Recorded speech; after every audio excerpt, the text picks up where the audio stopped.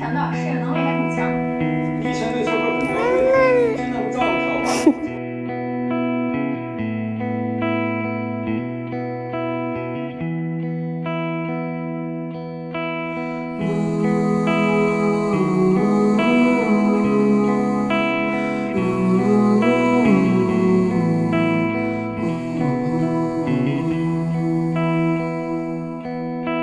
我带着比身体重的行李，犹如尼罗河底，经过几道闪电，看到一堆光圈，不确定是不是这里。我看到几个人站在一起，他们拿着剪刀摘走我的行李，擦拭我的脑袋，没有机会返回去。直到我听见一个声音，我确定是你，可你怎记得我？我带来了临界的消息，可我怎么告知你，注定是一场相遇。我记得这里是片树林，后面有个山坡，山坡上的枣树，每当秋天到来，我们把枣装满口袋。我记得除了朋友，我还做过你的叔父，你总喜欢跟在我的屁股后面，只是为了那几个铜钱。我记得我们曾是恋人，后来战争爆发，你上战场后就再也没有回来，直到收不到你的信。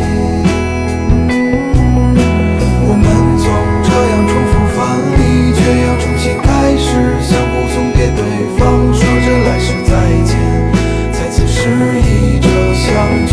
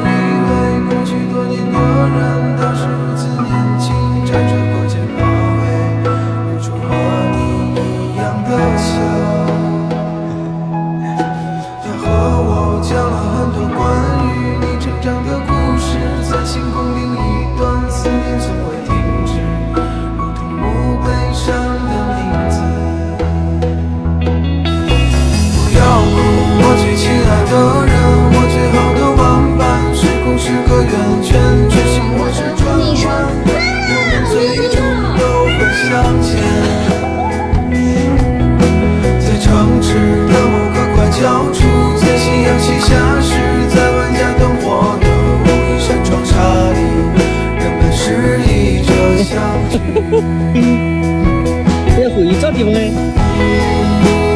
快来吧。